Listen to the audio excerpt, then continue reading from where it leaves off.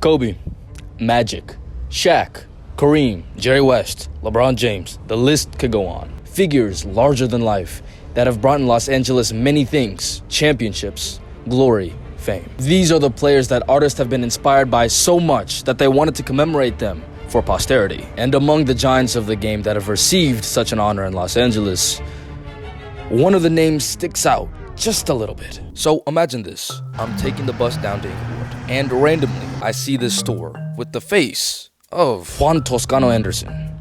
So I decided to do some investigating. These were the results. Enjoy. Now, if you don't know who Juan is, I can't really blame you. He went undrafted in 2015 and played 2 years for the Warriors before they eventually cut him. Less than a month later, he was picked up by the Los Angeles Lakers. And before he made his debut, this mural was created. Right here at Pan Dulce number 2, a sweetbread shop in Inglewood, California. Now, he didn't put up amazing stats with the Warriors. In fact, he was riding the bench most of the time. But there was something special about Juan, something that LA admired. He was Mexican. So I wanted to hear from the owner of the shop himself. Why was Juan so impactful? We'd had a brief conversation before, and he'd agreed to an interview. The only problem was, he was on break. Hi, how are you? Good. Do you know when the owner's gonna be back? I'm not sure. Okay. When drops in, when drop the whole day. So it seems like he won't be back for a while, so I just decided to bro, let me just try some of the sweetbread. I'll take one of these. So I'm sort of doing a project on Juan Toscano. Were you here when the mural was put up? Yeah. Okay. How was that? It was cool. Alright, $2 for sweetbread at Pan Dulce numero 2. Let's check it.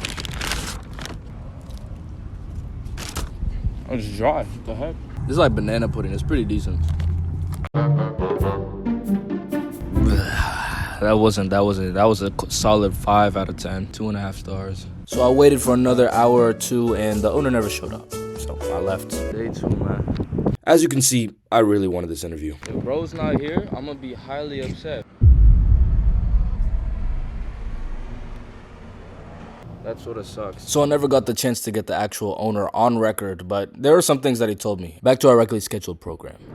Los Angeles has the highest percentage per capita of Mexican people in the United States, and thus, by extension, the most Hispanic fans in the NBA. Toscano-Anderson, born in Oakland to a black dad and Mexican mom, was, at the time when he was picked up by the Lakers, the only active Mexican player in the NBA, and the only Mexican NBA champion in history, courtesy of the 2022 Golden State Warriors. When he was released by the Warriors in 2022, the Lakers went and picked him up in free agency for the upcoming season. The Hispanic fans in Los Angeles were, to say the least, elated. In an article done by Mark J. Spears for Andscape, Spanish media companies would interview Juan even if he didn't play a minute of the game. Juan fever in LA was real. Enter Gustavo Cermeño Jr., a famous muralist in Los Angeles that's responsible for many of the iconic art pieces in Los Angeles, particularly in the sports world. Cermeño Jr. had a plan for Juan even before he came. So he hit up his old high school friend, the owner of this shop, and asked him if there was space available. The owner said yes.